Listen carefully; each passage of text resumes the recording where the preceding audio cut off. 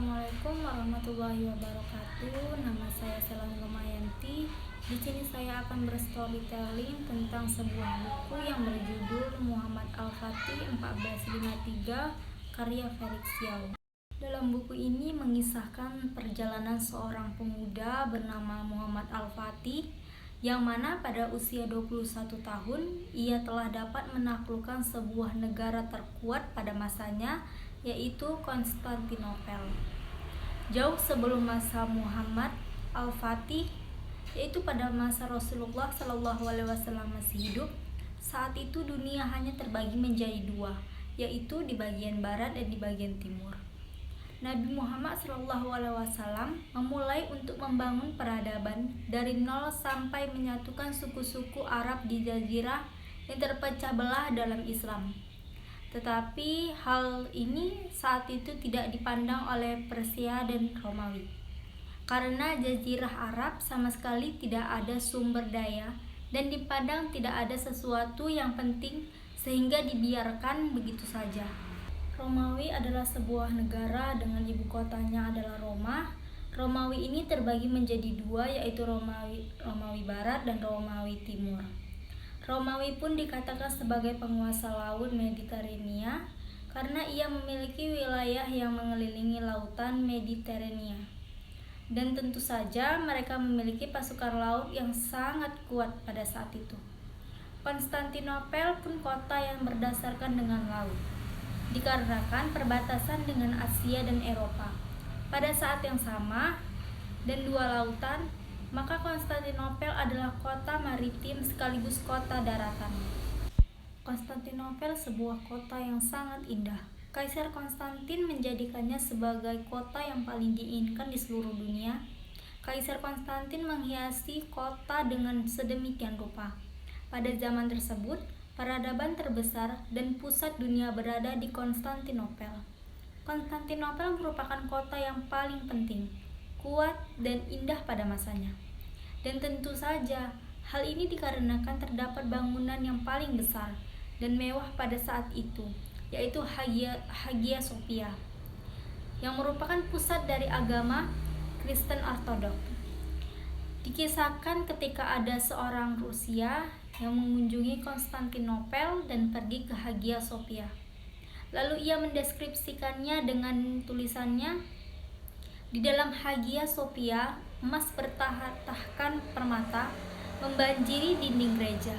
Ratusan lukisan mozaik dan hasil seni lainnya menambahkan keindahan bangunan ini dan membuat orang di dalamnya bagaikan dihujani bintang-bintang.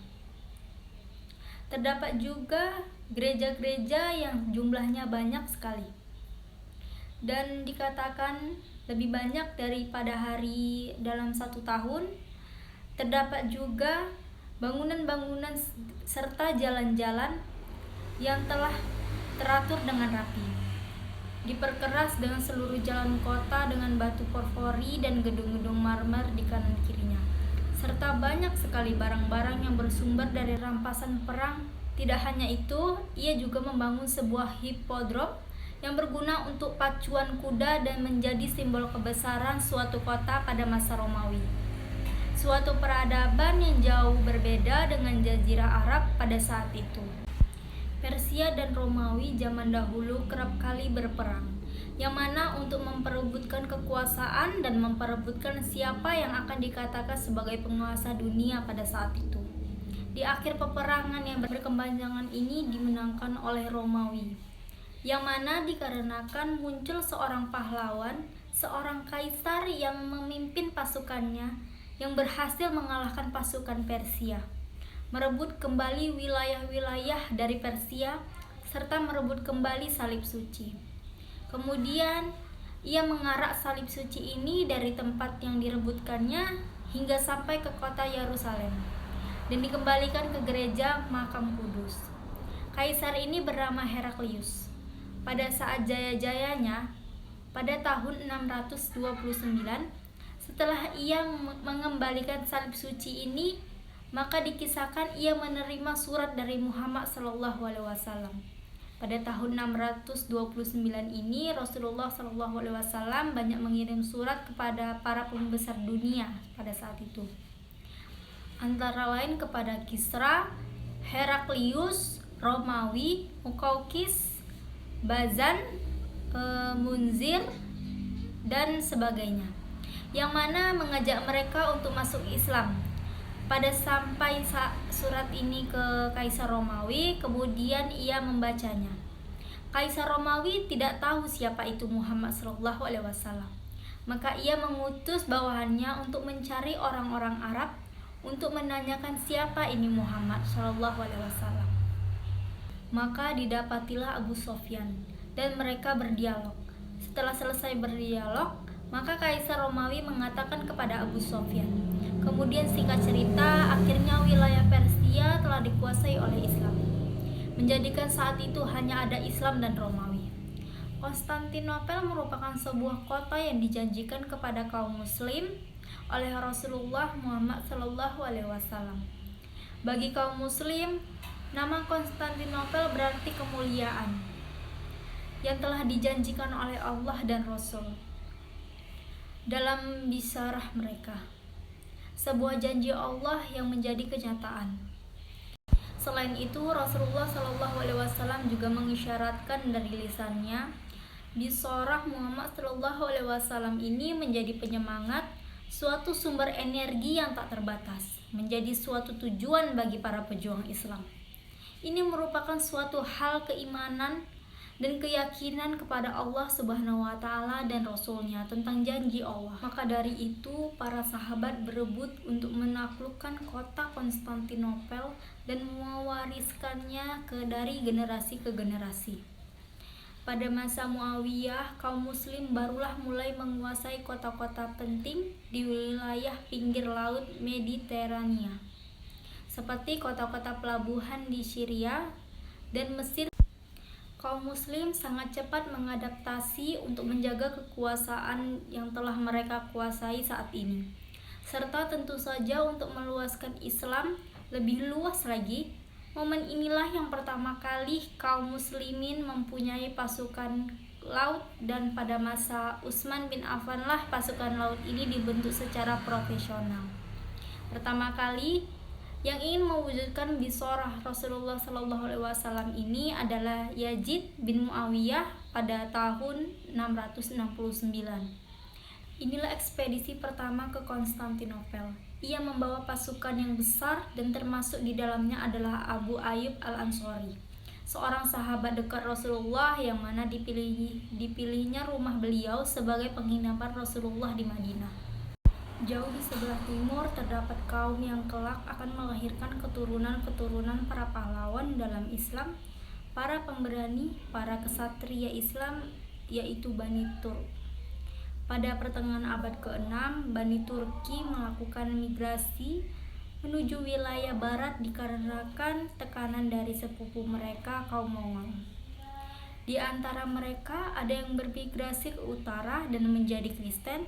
Suku Turki yang paling besar yaitu Bani Oghuz. Mereka bermigrasi ke wilayah Persia yang pada saat itu telah takluk oleh kaum muslim. Adapun Bani Oghuz adalah kabilah Turki pertama yang menerima Islam pada masa Utsman bin Affan. Dan pada Utsman bin Affan menempatkan mereka di wilayah-wilayah ujung untuk berjihad di jalan Allah.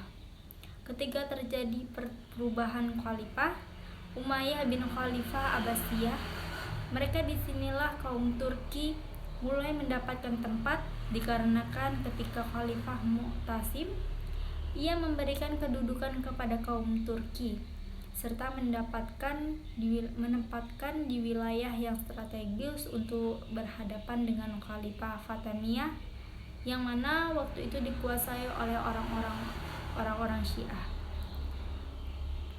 Tughyil Bey, seorang bangsawan Bani Oghuz, memimpin Kesultanan Saljuk, lalu memimpin kaum Turki untuk menghancurkan perlawanan Bani Buwayhi yang beraliran Syiah pada 1055 dan menghasilkan kemenangan yang mana menyelamatkan Khalifah Abbasiyah dari kehancuran. Turki Saljuk diberikan kebebasan dan kekuasaan yang besar untuk menjaga wilayah perbatasan. Asrul Futuhat yang terlupakan di kehidupan kembali di Turki Saljuk ini, mereka ditempatkan di sebelah barat dan berhadapan langsung dengan Romawi. Turki Saljuk ini ditempatkan di Baghdad. Walaupun ia berada di bawah kekuasaan Abbasiyah, tapi merekalah sesungguhnya penguasa kaum muslim. Dikarenakan kekuatan dan pasukan berada di tangan mereka, kekacauan Utsmani dimulai, yang dimana diakibatkan keturunan Bayezid memperebutkan kekuasaan. Setelah 10 tahun berlalu, barulah Mehmed I dapat menyatukan seluruh Bani Utsmani yang terpecah. Maka digelari pendiri Utsmani setelah Utsman I. Mehmed I memiliki anak bernama Murad II, dan Murad II memiliki anak, dan anaknya inilah yang bernama Muhammad Al-Fatih, yang mana kelak akan menaklukkan Konstantinopel. Muhammad Al-Fatih, sang penakluk Konstantinopel, lahir pada 29 Maret 1432. Diawali sejak beliau masih kecil. Sejak kecil oleh ayahnya dididik dengan intensif oleh ulama pilihan, diantaranya Syekh Ahmad Al-Qurani dan Syekh A'aq Samsuddin. Pelajaran pertama Al-Fatih merupakan pelajaran tentang adab. Syekh Ahmad Al-Qurani mengajarkan beliau tentang Al-Quran. Al-Fatih kecil bisa dibilang nakal, sehingga atas izin ayahnya, Syekh Ahmad Al-Qurani mengatakan serta memukul Al-Fatih dengan tongkat dengan pukulan yang sangat keras di tengah-tengah majelis, sehingga Al-Fatih jerah dan menghormati gurunya tersebut. Di bawah tempaan Syekh Ahmad Al-Qurani, pada usia 8 tahun, Al-Fatih ini telah menghafalkan Al-Quran. Syekh A'aq Samsuddin, seorang polimat, adalah gurunya yang dari awal menemani dan untuk membentuk mental beliau. Cara Syekh A'aq Samsuddin mengajarkan Al-Fatih adalah dengan selalu menceritakan perjuangan Rasulullah SAW dan pengorbanannya dalam menegakkan agama Islam. Ia juga mendeskripsikan kepahlawanan dan kesatriaan para sahabat dan para penakluk awal, kehebatan